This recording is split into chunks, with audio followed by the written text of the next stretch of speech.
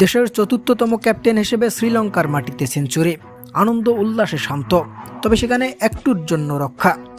দর্শক, বাংলাদেশ বনাম শ্রীলঙ্কার ম্যাচে ব্যাট হাতে প্রথমে মাঠে নামে বাংলাদেশ, যেখানে ম্যাচের শুরুতে ব্যাটারদের কিছুটা দুর্বলতা দেখা দিলেও পরবর্তীতে মাঠে আসেন ক্যাপ্টেন শান্ত ও অভিজ্ঞ মুশফিক। আর ব্যাটিংয়ে এসেই যেন দলকে স্বস্তিতে রূপ দেয় এই দুই ব্যাটসম্যান, যেখানে নিজের সেঞ্চুরি পূরণ হওয়ার শেষ রানটা নিয়েই উল্লাসে মেতে ওঠেন ক্যাপ্টেন শান্ত। তার এমন অদ্ভুত সেলিব্রেশন দেখে সতীর্থরাও একে একে উল্লাসে মেতে ওঠেন।